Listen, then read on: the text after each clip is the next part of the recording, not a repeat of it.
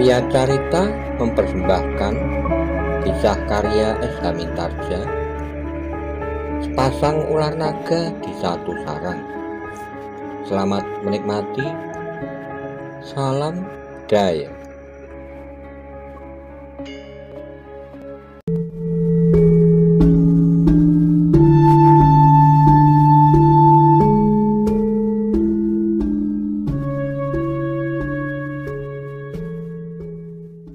Monggo kula aturi subscribe, like, komen, saha share. Matur nuwun.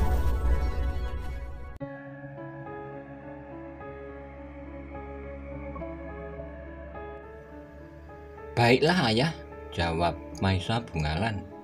Aku akan segera pergi ke Singosari.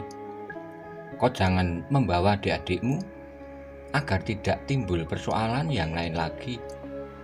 Aku menduga bahwa ketiga orang yang menyerang adik-adikmu itu sama sekali bukan ketiga orang yang kau maksud memiliki ilmu hitam itu. Mahendra berhenti sejenak lalu. Dengan demikian tidak akan membuatmu bermusuhan dengan banyak pihak yang mungkin tidak dapat kau duga kekuatannya. Maisa Bungalan mengangguk-angguk. Ia mengerti maksud ayahnya. Jika ia pergi bersama adiknya, maka ia pun akan terlibat dalam permusuhan dengan ketiga orang yang pernah menyerang adiknya tanpa sebab. Dan itu berarti bahwa musuhnya telah bertambah. Maisa Bungalan sama sekali tidak mengetahui bahwa tiga orang yang menyerang adiknya itu adalah orang-orang yang justru pernah ditolongnya di daerah yang disebut daerah bayang-bayang hantu, yang hampir saja ikut terkelupas oleh ilmu hitam iblis yang tidak dikenal sebelumnya itu. Demikianlah maka Maisa Bungalan pun bersiap-siap untuk pergi ke Singosari menghadap Maisa Agni. Namun sementara ia masih berada di rumahnya, maka ayahnya telah membawanya setiap malam ke dalam sanggarnya untuk memperdalam ilmu yang pada dasarnya seluruhnya telah diberikan kepada anaknya.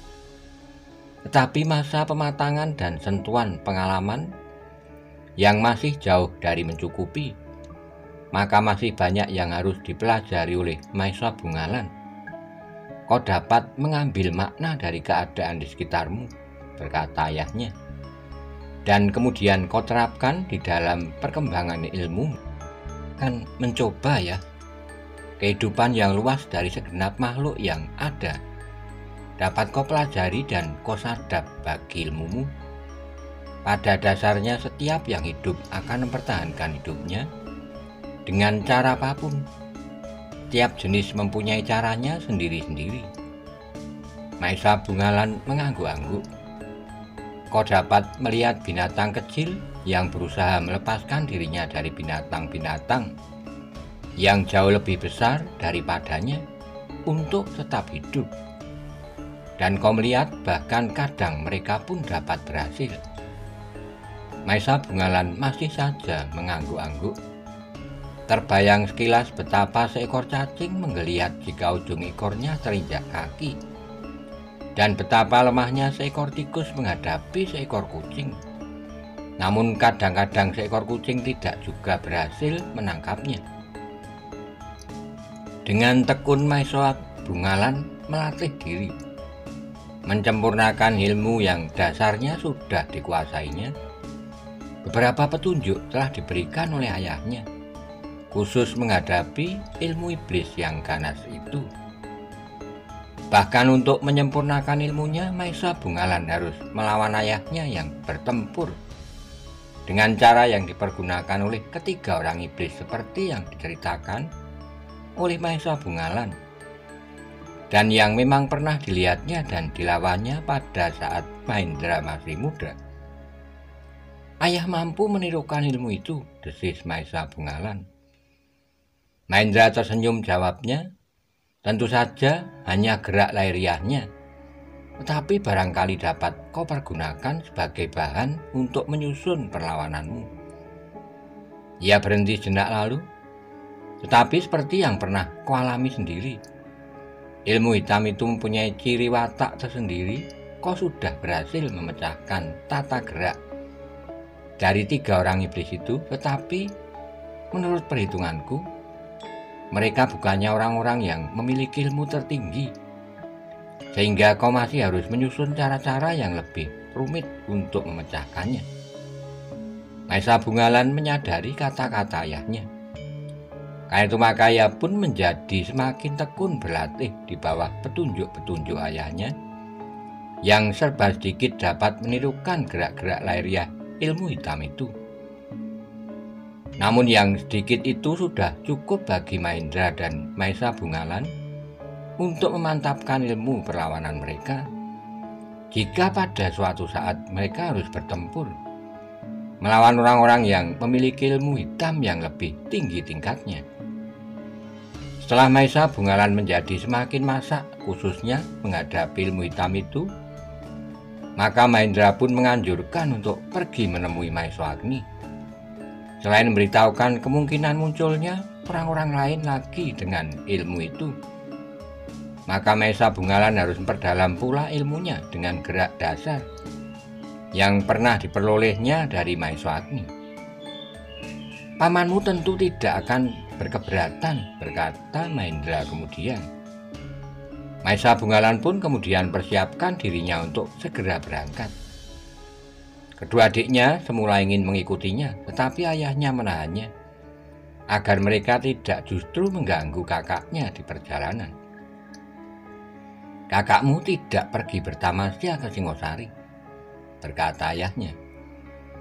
Tapi kepergian kakakmu kali ini seperti juga kepergiannya di saat-saat yang lalu adalah untuk memperbanyak pengalamannya, agar ia dapat mengeterapkan ilmu di dalam kenyataan hidup yang akan dihadapinya di hari-hari mendatang. Bukankah hal itu perlu juga bagi kami? Bertanya Maesa Murti. Tentu, tetapi tidak sekarang. Kau harus mempersiapkan diri sebaik-baiknya, lebih-lebih lagi dengan munculnya ilmu hitam yang sudah lama hilang itu. Bukankah kami sudah cukup dewasa? Bertanya Maesa Pukat. Ayahnya tersenyum, katanya. Kalian harus tinggal di rumah bersama ayah. Pada saatnya kalian pun akan mengalami masa seperti kakakmu. Tapi kalian masih harus tekun belajar, sehingga bekalmu mencukupi sebanyak bekal yang dimiliki kakakmu sekarang. Kedua anak muda itu pun menjadi sangat kecewa, tapi mereka tidak dapat memaksa agar ayahnya mengizinkannya. Karena itu maka sambil bersungut-sungut Maesa Murti bertanya, kapankah bekalku menjadi cukup seperti bekal Kakang Maesa Bungalan? Sebentar lagi, tidak lama kau sudah memiliki separuh lebih. Maesa Murti tidak membantah lagi meskipun ia tidak dapat menyembunyikan perasaan kecewanya. Dengan beberapa pesan maka Maesa Bungalan pun kemudian berangkat ke Singosari menemui Maesa Agni. Tapi seperti perintah ayahnya, ia akan singgah di rumah Pitantra untuk memberitahukan pula kepadanya bahwa ternyata ilmu hitam itu masih belum lenyap sama sekali. Bahkan dengan tiba-tiba telah menjumpainya meskipun belum pada tataran yang tinggi. Sepeninggal Maesa Bungalan maka kedua adiknya pun segera merengek, minta agar ayahnya mempercepat waktu penurunan ilmunya kepada mereka. Aku sudah cukup dewasa dan aku masih belum mampu berbuat apa-apa, desah Maesa Pukat. Mahendra tertawa, katanya, itu pertanda bahwa jiwamu masih belum masak. Jika kau benar-benar sudah dewasa, kau tidak akan dapat minta agar aku mempercepat penurunan ilmu itu kepadamu. Kau bukan gelembungan getah jarak yang dapat ditiup dan menggelembung menjadi besar. Bahkan pelembungan getah jarak itu pun akan pecah jika kita tidak berhati-hati meniup, apalagi kau. Maesa Pukat menarik napas dalam-dalam, tetapi ia mengerti maksud ayahnya. Namun karena keinginan yang melonjak-lonjak di dalam dada kedua anak muda itu, maka mereka pun kemudian berlatih semakin tekun. Kapan saja mereka mempunyai kesempatan, maka mereka pun mempergunakannya sebaik-baiknya. Tetapi ayahnya selalu memperingatkan, jangan kalian memaksakan diri untuk mempercepat meningkatkan ilmu kalian dengan cara yang berlebih-lebihan. Dengan demikian, maka kau akan melampaui kemampuan jasmaniahmu, sehingga justru kau akan kehilangan pengamatan atas beberapa segi pemeliharaan tubuh dan kematangan ilmu menurut lapis yang sewajarnya. Karena itulah, maka akhirnya betapapun mereka ingin, namun mereka harus berlatih sesuai dengan petunjuk dan tuntunan ayahnya, setingkat demi setingkat. Namun karena desakan hasrat dan gairah yang mantap, maka semuanya dapat berjalan dengan lancar, secepat rencana ayahnya bagi kedua anak-anaknya yang muda itu. Kalian pun harus dapat menjaga diri, sehingga pada suatu saat kalian bertemu dengan iblis semacam yang pernah dijumpai oleh kakakmu, kalian akan dapat menyelamatkan diri sendiri. Selebihnya dapat menolong orang lain jika mereka memerlukannya, berkata Mahendra pada kedua anaknya yang muda itu. Ternyata bahwa Mahesa Murti dan Mahesa Pukat memang tidak mengecewakannya. Mereka bukan saja berlatih dengan tekun, namun pada diri mereka memang mengalir darah Mahendra yang memiliki kemampuan ilmu kanuragan yang mengagumkan. Sementara itu Mahesa Bungalan telah berada di rumah pamannya. Dengan singkat ia menceritakan pertemuannya dengan orang-orang berilmu hitam itu. Witantra mengangguk-angguk, katanya, memang sebaiknya pamanmu Maeswagni kau beritahu tentang orang-orang itu. Bahkan sampaikan pesanku bahwa Tuanku Ronggowuni dan Tuanku Mahesa Cempaka pun harus mengetahui pula bahwa di Singosari masih hidup ilmu semacam itu. Setelah bermalam beberapa malam di rumah Witantra dan serba dikit mendapatkan petunjuk-petunjuk yang berguna baginya, bukan saja menghadapi orang-orang berilmu hitam, tetapi juga kekuatan-kekuatan yang mungkin akan mengganggunya selama ia mengembara, mencari pengalaman yang bermanfaat bagi masa mendatang. Maka Mahesa Bungalan pun segera minta diri. Ilmumu sudah meyakinkan, berkata Witantra. Kau tinggal matangkannya jika kau ingin serba sedikit mendapat bahan dari pamanmu Maeswagni. Maka kau harus berhasil memadukannya sehingga tidak justru saling mengganggu. Sebelumnya kau memang pernah mempelajari beberapa tata gerak dasar yang pernah diberikan oleh pamanmu Maeswagni dalam warna yang lain dari ilmu yang kita miliki. Namun jika kau ingin perdalam, maka kau memerlukan waktu untuk menyesuaikan ilmu kita dan ilmu perguruan Ponowijen itu dengan wataknya masing-masing. Perlu kau ketahui bahwa sebenarnya Mahesa Agni pun pernah mendalami beberapa jenis ilmu dari cabang perguruan yang berbeda-beda. Ia pernah menekuni ilmu sudah barang tentu dari gurunya, Empu Purwo dari Ponowijen, kemudian juga ilmu dari Empu Sodo dan bahkan dari cabang perguruan kita. Maka agaknya pamanmu Mahesa Agni akan dengan senang hati memberikan beberapa petunjuk dan bahkan arah yang harus kau tempuh untuk meluluhkan ilmu itu, agar kau menjadi orang yang memiliki kemampuan yang cukup untuk menghadapi kenyataan yang kadang-kadang tidak kita kehendaki di atas dunia yang penuh dengan rahasia ini. Aku mohon doa, Paman, agar aku dapat memenuhi harapan paman dan ayah, dan harapan banyak orang yang lemah karena mereka memang memerlukanmu. Kau mengerti? Mahesa Bungalan mengangguk-angguk. Aku mengerti, Paman. Witantra mengangguk. Ia berbangga atas anak muda itu. Anak adik perguruannya agaknya akan dapat menjadi seorang yang memiliki bukan saja kelebihan jasmania, tetapi juga rohania. Jika ia kemudian menjadi masak lahir dan batinnya, maka ia akan menjadi seorang yang mumpuni dalam olah kanuragan, tapi juga seorang yang memiliki pengabdian yang tinggi bagi sesamanya.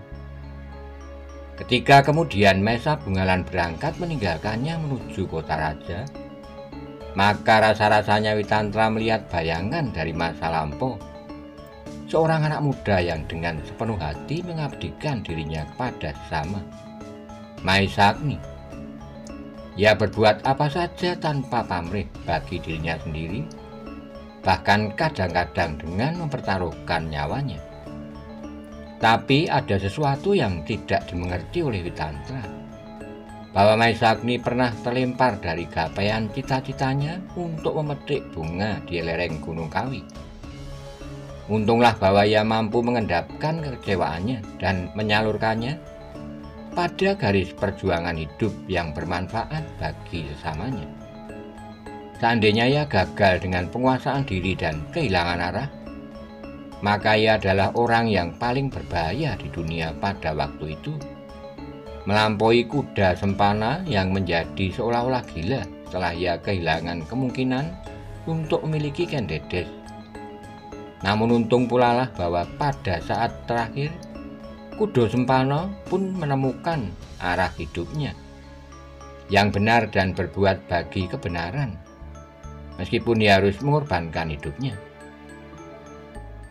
Kenangan yang demikian itulah yang kadang-kadang menimbulkan kebanggaan tetapi juga kerisauan di hati Witantra. Ia pernah mengalami pahit getirnya perkembangan Singosari sejak zaman pemerintahan Akuwu di Tumapel. Ia pernah terlempar dari percaturan pemerintahan setelah ia dikalahkan oleh Maesa Agni, karena ia membela nama baik adik seperguruannya yang dituduh telah membunuh Akuwu Tunggulametung dan dihukum mati, serta namanya telah dihinakan orang. Witantra menarik napas dalam-dalam. Kenangan itu berjalan seperti peristiwa-peristiwa yang sebenarnya pernah terjadi, hingga pada suatu saat Maesa Agni datang kepadanya untuk minta maaf atas segala kekilafannya. Namun bagaimanapun juga Maesa Agni telah berbuat untuk suatu pengabdian, apapun alasannya. Karena ia masih seorang manusia biasa, maka ia pun dapat juga berbuat kesalahan. Dan memang Maesa Agni pernah berbuat kesalahan, tetapi dalam perbandingan keluhuran hidupnya, Maesa Agni adalah seorang manusia yang baik. Mudah-mudahan Maesa Bungalan akan mewarisi sifat-sifat itu jika ia berada di bawah bimbingan Maesa Agni untuk waktu yang agak lama, berkata Witantra di dalam hatinya. Dalam pada itu, dengan hati yang mantap, Maesa Bungalan menuju ke Singosari. Ia akan menghadap Maesa Agni dan seperti pesan ayahnya dan pamannya Witantra, ia harus bersedia untuk melakukan apa saja yang diperintahkan oleh Maesa Agni. Seperti yang diduga sebelumnya bahwa Maesa Agni telah menerimanya dengan senang hati. Kehadiran Maesa Bungalan di Singosari telah memberikan kegembiraan padanya. Di saat-saat terakhir hidupnya terasa menjadi semakin sepi. Setelah Ronggowuni dan Maesa Cempaka dinobatkan menjadi Maharaja dan Ratu Angaboyo, maka ia tidak lagi dapat bermain-main dan bercanda lagi dengan keduanya seperti masa-masa sebelumnya. Keduanya telah dikenakan ketentuan-ketentuan yang harus mereka taati. Meskipun pada saat-saat tertentu keduanya masih juga berlatih di bawah bimbingan Maesa Agni. Namun waktunya menjadi semakin terbatas. Semakin tinggi ilmu yang telah dituangkan kepada kedua pimpinan pemerintahan di Singosari itu, maka semakin jarang pula ia bertemu. Bahkan kadang-kadang pertemuannya menjadi bersifat terlampau resmi. Ranggawuni dan Maesa Cempaka sendiri sebenarnya tidak ingin membatasi diri pada ketentuan-ketentuan yang demikian. Sejauh mungkin mereka berdua telah melepaskan diri dari segala macam peraturan dan membiarkan Maesa Agni selalu dekat pada mereka. Namun waktu itu pun rasa-rasanya menjadi sangat terbatas.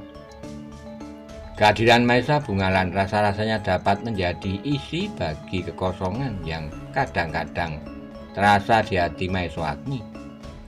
Meninggalnya Ken Dedes terasa membekas juga di hatinya. Meskipun menilik hubungan lahiriah Maesa Agni adalah saudara angkat putri itu, namun sebenarnya ada sesuatu yang lebih dalam daripada itu yang tersimpan saja di hati Maesa Agni sejak masa mudanya. Kau sebaiknya tinggal di Singosari saja, Bungalan, minta Maesa Agni. Di sini kau akan banyak mendapat pengalaman dan sudah barang tentu kemajuan. Terima kasih, Paman. Memang menyenangkan sekali tinggal bersama Paman di sini, jawab Maesa Bungalan. Kalian akan segera berkenalan dengan Tuanku Ronggowuni dan Tuanku Maesa Cempaka. Aku pernah menghadapnya, Paman. Tetapi untuk selanjutnya kau dapat mengabdikan diri di sini. Maesa Bungalan tidak menjawab, tetapi sebenarnya lah ia senang sekali jika ia dapat mengabdikan dirinya di Singosari. Namun sementara itu ia pun tidak lupa menyampaikan pesan ayahnya dan pamannya tentang orang-orang yang memiliki ilmu hitam yang ternyata masih tetap berkeliaran. Maesa Agni agaknya memang sudah menduga bahwa ilmu itu tentu masih belum punah sama sekali. Seperti Mahendra, Maesa Agni pun pernah pada suatu kali melihat dan mengalami benturan dengan ilmu semacam itu, meskipun pada tataran yang tidak terlampau tinggi. Namun itu bukan berarti bahwa tidak ada tataran ilmu hitam yang lebih tinggi dari yang dijumpainya jika di daerah terpencil. Dan yang disebut daerah bayangan hantu itu ada 3 orang yang memiliki ilmu itu, dan yang karenanya mereka seolah-olah iblis yang tidak dapat dicegah segala kehendaknya. Maka di belakang ketiga orang itu tentu masih ada orang-orang lain yang memiliki ilmu semacam itu, dan yang bahkan lebih tinggi daripada mereka bertiga. Karena tidak mustahil bahwa orang itu adalah gurunya. Memang mungkin sekali kematian ketiga orang itu bukan merupakan akhir dari perbuatan serupa, berkata Maesa Agni. Karena itu adalah benar pesan ayahmu dan pamanmu Witantra bahwa kita wajib bersiaga. Jika kau memang meninggalkan nama dan hubungan keluargamu di daerah yang semula disebut daerah bayangan hantu itu, maka kita semuanya memang harus bersiap-siap menghadapi setiap kemungkinan yang akan dapat terjadi. Aku memang meninggalkan nama paman, tapi bukan sekali-kali niatku untuk menyombongkan diri. Aku mempunyai perhitungan bahwa dengan demikian, orang-orang yang mendendam atas kematian ketiga orang yang berilmu iblis itu tidak akan mencelakai orang-orang yang ada di pedukuhan itu. Karena menurut pengamatanku, meskipun semula Ki Buyut pun terlibat dalam perbuatan yang terkutuk, namun dia bersama berbau yang lain masih belum terhisap dalam ilmu hitam itu. Sehingga mereka menurut penglihatanku akan melepaskan diri dari pengaruh ilmu itu. Bagaimana jika ada beberapa orang yang kemudian menetap di pedukuhan itu? Maksud paman, orang-orang yang berilmu hitam itu? Ya, tentu akan merupakan persoalan, paman. Tetapi apa salahnya jika sekali-kali kita pergi ke tempat itu? Maesa Agni mengangguk-angguk katanya. Ada juga baiknya, tetapi sebelum kita akan pergi juga ke sana, kau harus menempa dirimu lebih dahulu, sehingga kau akan menjadi seorang anak muda yang benar-benar dapat dilepaskan untuk suatu pengabdian. Agaknya memang untuk itulah aku telah dikirim ayah kemari. Sebenarnya kau sudah memiliki segala-galanya. Aku hanya dapat memberikan beberapa kelengkapan dan sudah barang tentu petunjuk-petunjuk yang sebenarnya tidak lebih baik dari yang dapat diberikan oleh ayahmu. Bedanya, bahwa yang dapat aku berikan mempunyai beberapa kelainan wujud dan watak dari yang sudah kau miliki dari ayahmu. Itulah yang menarik. Sehingga dengan demikian kau akan mempunyai ilmu yang lebih baik dari yang lain. Itulah yang aku inginkan, Paman. Seperti Paman Maeswagni yang memiliki ilmu bukan saja dari perguruan Ponowijen, tapi juga dari perguruan yang lain, yang kemudian luluh manunggal menjadi satu di dalam diri Paman. Maeswagni tersenyum, katanya, tetapi puncak-puncak ilmu masing-masing agaknya tidak berada di bawah ilmu yang bercampur baur itu. Tentu ada bedanya, Paman, dan perbedaan itulah agaknya yang membuat Paman Maeswagni mempunyai kelainan pula dari ayah dan Paman Witantra. Kok benar, aku memiliki kelainan, tetapi yang lain itu seperti sudah aku katakan, belum tentu lebih baik dari yang sudah kau miliki. Maesa Bungalan pun tersenyum pula, katanya, Paman selalu merendahkan diri. Ayah dan Paman Witantra pun berkata demikian. Satu pujian yang terlampau tinggi bagiku, Bungalan. Ayah menceritakan segala-galanya, bahkan menurut penilaian ayah, Paman memiliki beberapa kelebihan dari Maharaja yang besar di Singosari, Kenarok, yang bergelar Sri Rajasa Bathara Sang Amurwa Bumi.